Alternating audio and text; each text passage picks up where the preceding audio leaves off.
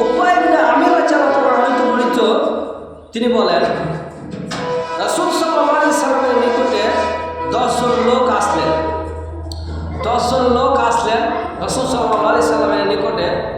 এরপরে রাসূল সাল্লাল্লাহু আলাইহি সাল্লাম 10 জনের মধ্য থেকে 9 জনকে বায়াত করলেন এবং একজনের করলেন না। ওই ব্যক্তি তখন হতভাগা হয়ে, ওই 9 জন ব্যক্তি হতভাগা হয়ে রাসূল সাল্লাল্লাহু আলাইহি সাল্লামকে জিজ্ঞেস করলেন, হে আল্লাহর রাসূল, আমরা 9 জনকে বায়াত করলেন এবং একজনকে করলেন না। রাসূল সাল্লাল্লাহু আলাইহি সাল্লাম তখন বললেন, আমি তাকে বায়াত করলাম না এই কারণে যে তার কাছে তাবিজ রয়েছে।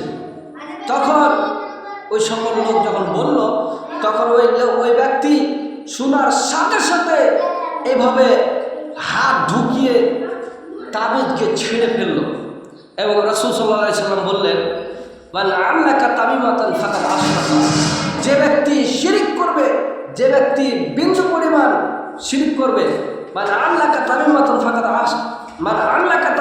ফাকাদ আশরাকা, যে ব্যক্তি তাবিজ ঝুলাবে সে শিরিক করলো, যে ব্যক্তি মাদুলি ঝুলাবে সে শিরিক করলো। অত্র হাদিস বিবরণ দ্বারা বোঝা যাচ্ছে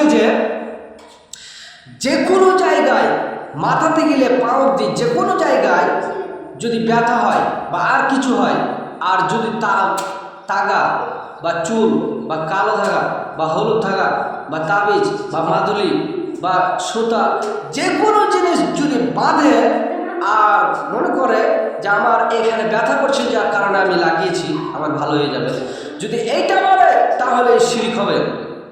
যদি যে কোনো জিনিসের মাধ্যমে যদি বেঁধে দিয়ে ব্যথা করে বা আর কিছু যদি হয় আর যদি বেঁধে দেয় তাহলে সে শিরক করলো। অতএব তাবিজ ব্যবহার করা থেকে বিরত থাকুন। কি হয়েছে আল্লাহকে বলুন। ব্যথা হচ্ছে ওষুধ খান আর আল্লাহকে ডাকুন, কিন্তু তাবিজ ঝুলাতে পারবেন না। পৃথিবীর সব পাপ ক্ষমা করে দেবেন, কিন্তু শিরকের গুনাহ আল্লাহ তাআলা ক্ষমা করবেন না। অতএব সমস্ত দিন ভাই ও বোনদেরকে বলতে চাইছি যে তাবিজ পড়া থেকে বিরত থাকুন এবং শিরক কাজ করা থেকে বিরত থাকুন। কারণ আল্লাহ তাআলা আমাকে আপনাকে সকলকে পৃথিবীর সব কিছুকে সৃষ্টি করেছেন। অতএব তাবিজ ঝুলা থেকে বিরত থাকুন। আসসালামু আলাইকুম ওয়া রাহমাতুল্লাহ।